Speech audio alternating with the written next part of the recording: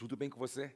Tudo bem com a sua família? Eu sou o pastor Josué Gonçalves e hoje no quadro Devocional para a Família eu quero abordar um assunto que tem a ver com alguns princípios determinantes no processo de cura, restauração e libertação. Vamos então para o nosso quadro de hoje.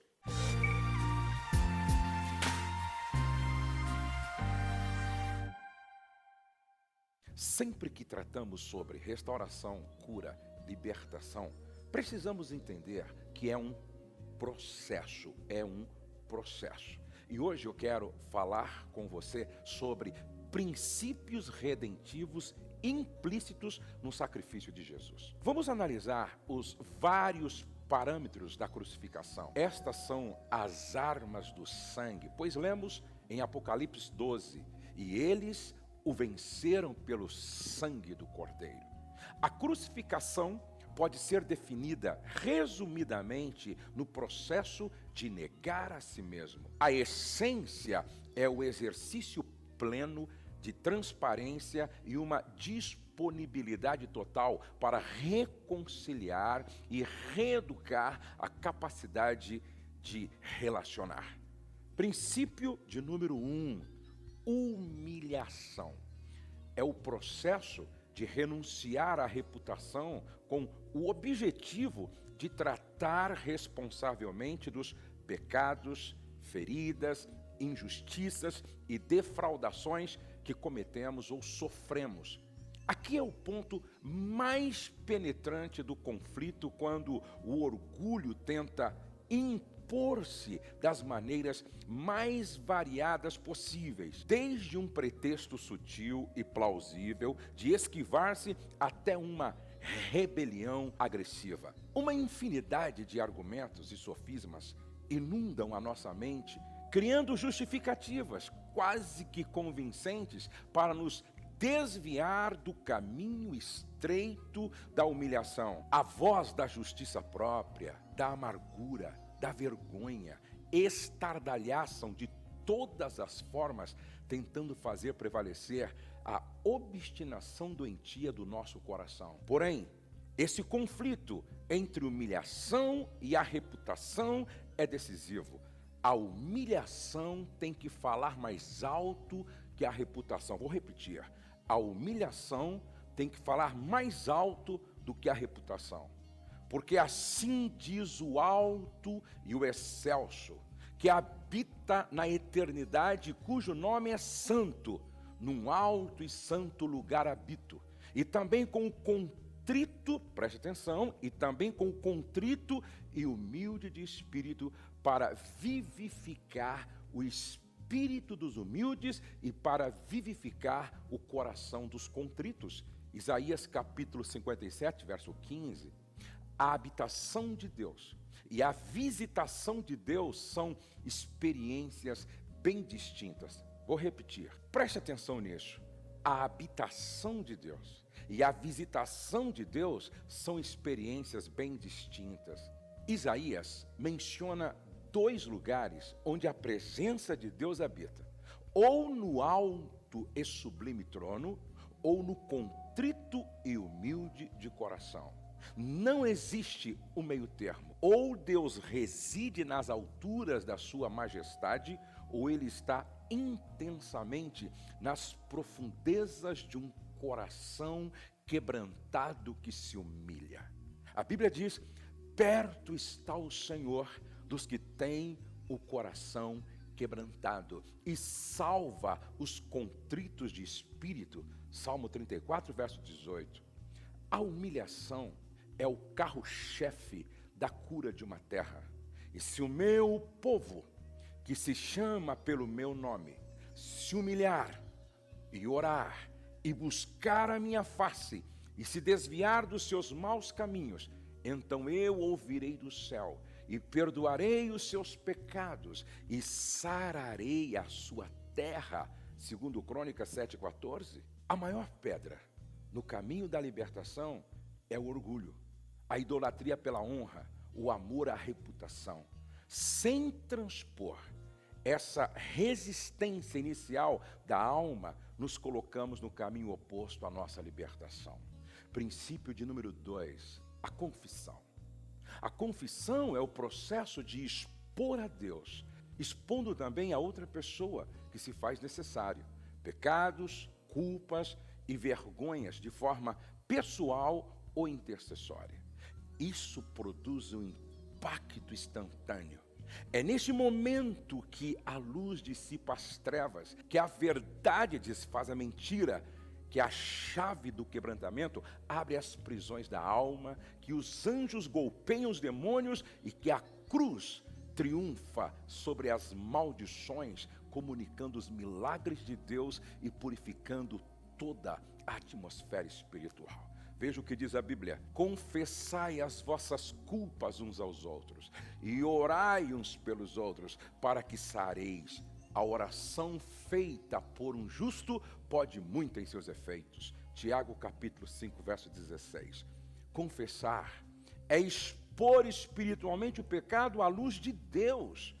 É importante entender que o próprio Deus, ao julgar Lúcifer e os anjos que o seguiram na sua rebelião, oficialmente os designou a habitarem nas trevas, na escuridão. Jesus se refere a Satanás como sendo o príncipe das trevas. Portanto, a jurisdição dada por Deus ao diabo não é delimitada ao fato da pessoa ser ou não cristão, ter ou não uma religião, acreditar ou não em Deus, pertencer ou não a uma igreja.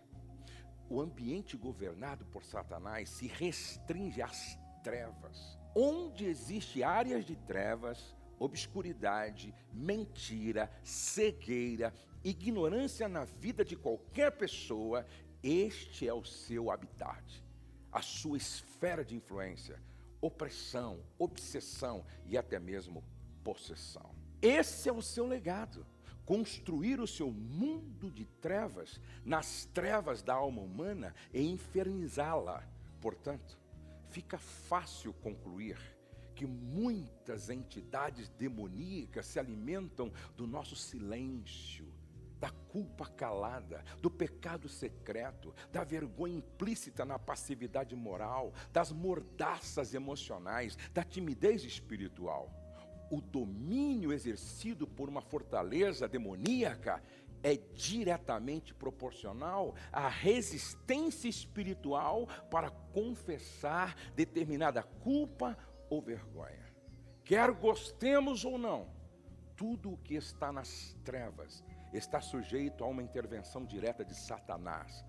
Porém, quando a confissão é mais escandalosa que o pecado, quando decidimos ser ousados espiritualmente em crucificar a nossa reputação, julgando-nos a nós mesmos, então não seremos condenados com o mundo. A Bíblia garante que vamos experimentar a fidelidade e a justiça de Deus reveladas no sacrifício perfeito de Jesus. Humilhação e confissão sincera e honesta, jogando tudo na luz, é o caminho para a libertação radical debaixo do poder do sangue de Jesus. No primeiro vídeo eu falei sobre humilhação e confissão. Neste vídeo eu quero falar sobre o terceiro princípio, arrependimento. Arrependimento não é convicção de pecado. A convicção de pecado faz parte do processo de arrependimento, mas não é o arrependimento. Arrependimento também não é confissão. A confissão é apenas outro passo extremamente importante na direção do arrependimento. Não se iluda apenas com esses dois primeiros passos. Arrependimento se consuma na decisão de mudar. Como você já deve saber, a palavra grega para arrependimento é metanoia, que significa mudança de mentalidade, motivação, propósito, indicando que a pessoa decidiu andar em uma direção oposta àquela que se encontrava. Ou seja, arrependimento não é apenas convicção ou confissão, é mudança, transformação de motivação e comportamento. Esse aspecto demanda um posicionamento que é crucial. Arrependimento não é um processo, é uma decisão interior e irreversível de nos alinharmos com a vontade de Deus em relação aos nossos erros e pecados. A Bíblia diz: o que encobre as suas transgressões nunca prosperará, mas os que as confessa e deixa alcançará misericórdia. Provérbios 28, verso 13. Esse texto mostra o detalhe crucial do arrependimento. E deixa, diz o texto, aquele que confessa e deixa. Arrependimento é quando, além de não encobrir, a pessoa confessa e toma a decisão irrevogável de deixar a transgressão. Como Jesus disse para a mulher adúltera que por pouco não morreu apedrejada: nem eu também te condeno. Vai e não peques mais, disse Jesus no Evangelho segundo João, capítulo 8, verso 11. O arrependimento faz brotar o poder para a mudança. O arrependimento é bem alegorizado em Josué capítulo 3. O assunto central desse capítulo é a travessia do Jordão. Essa travessia faz alusão ao batismo de arrependimento, ou seja, uma mudança, um divisor de águas. O Jordão separa o deserto da terra de Canaã, ou seja, separa uma vida medíocre na sequidão do deserto de uma vida abundante de conquistas em Canaã. De qual lado você quer ficar? Este é o poder do arrependimento. É quando você deixa de viver do maná, do leitinho espiritual, e passa a viver das novidades da terra, aprendendo a semear e colher no propósito de Deus. Vejamos algumas coisas importantes sobre arrependimento. Ter o referencial da aliança. Está escrito na palavra: quando virdes a arca da aliança do Senhor vosso Deus, e que os sacerdotes levitas a levam, partireis vós também do vosso lugar e seguireis. A salvação se fundamenta em preservar a nossa aliança com Deus. Por isso é necessário um estilo de vida de arrependimento e conserto.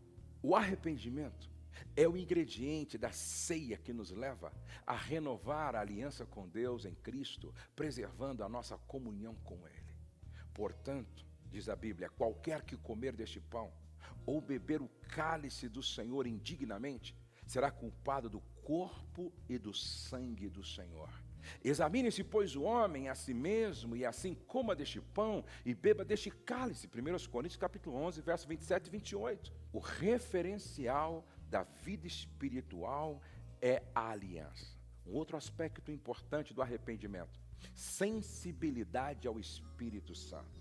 A Bíblia diz: haja contudo entre vós e ela uma distância de 2.000 côvados. É necessário dar espaço para o Espírito Santo nos convencer. Esses 2.000 côvados de distância é o espaço que o Espírito de Deus necessita nos nossos corações para que saibamos escolher a direção certa. Resistimos ao Espírito Santo quando aproximamos demais da arca através do orgulho religioso ou nos afastamos demais através do coração endurecido. Precisamos dar ao Espírito Santo a distância certa, para que ele nos convença do pecado, da justiça e do juízo. Isso amadurece a decisão irrevogável de mudar, implícita no genuíno arrependimento. Um outro aspecto importante: planejar a decisão de mudar. Veja o que diz a palavra. Disse Josué também ao povo: santificai-vos, porque amanhã fará o Senhor maravilha no meio de vós. Arrependimento exige uma preparação psicológica. O pecado é sedutor, cativante e viciante. Não é fácil deixar um vício e quebrar a gravidade imposta pela prática ou compulsão do pecado. É necessário tomar fôlego psicologicamente falando para amadurecer a decisão que o Espírito Santo está conduzindo você a tomar. Fazer contas para não voltar atrás. A nossa vontade inclinada para a vontade de Deus é a base da santificação que Deus pode sobrenaturalmente operar nas nossas vidas. Um outro aspecto importante do arrependimento: esperança de uma vitória plena. Veja o que diz a palavra: nisto conhecereis que o Deus vivo está no meio de vós, e que certamente lançará de diante de vós aos cananeus, e aos heteus, e aos heveus, e aos perizeus, e aos girgazeus, e aos amorreus, e aos jebuseus. Verso 10. Deus está comprometido em honrar a nossa decisão de mudar.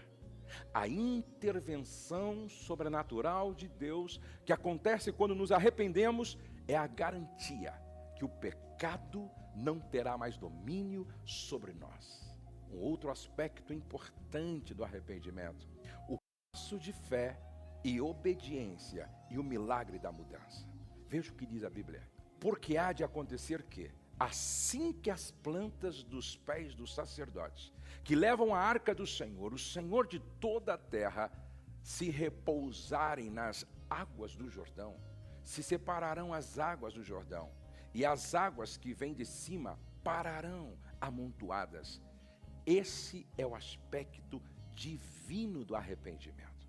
Quando inspirados pelo nosso chamado sacerdotal e pela obediência à nossa aliança com Deus, decidimos enfrentar o pecado que nos separa de uma vida de conquistas, vamos experimentar o sobrenatural de Deus. Arrependimento é quando irrevogavelmente decidimos abandonar um pecado. É quando resistimos ao pecado até o sangue, como exorta o escritor de Hebreus, ou seja, é quando falamos para nós mesmos: ainda que tenha que suar sangue, não faço mais isso, simplesmente não faço mais. Decidimos colocar um ponto final naquele descontrole espiritual. É aí que a graça e o poder sobrenatural de Deus nos alcança. As águas do Jordão se separam e um caminho pelo qual nunca havíamos passado se abre, uma experiência inesquecível, sobre-humana de libertação muda os rumos da nossa alma. Como Paulo testifica, é quando Deus opera tanto o nosso querer santificado quanto o efetuar. Ele completa a obra iniciada pela nossa disposição de mudança. Aí, já não é mais nós que vamos deixar o pecado, mas é o pecado que vai nos deixar. O temor do Senhor passa a dominar nessa área da nossa alma. Começamos a ter o mesmo sentimento e repugnância que Deus tem em relação ao pecado. A graça de Deus nos faz prevalecer. A graça não é permissão para pecar, muito pelo contrário, é o poder manifesto de Deus nos capacitando a vencer o pecado que nos escraviza. Aquilo que antes era difícil evitar, agora ficou fácil. Este é o poder sobrenatural do arrependimento. Deus arranca o coração de pedra da nossa alma e coloca um coração de carne inclinado a guardar os seus mandamentos. O arrependimento é o que nos coloca em Canaã, a terra da promessa, uma vida de conquista. Eu espero que você tenha entendido essa reflexão e eu te aconselho a voltar lá no início, assistir de novo, refletir para experimentar libertação plena e vitória radical sobre o pecado.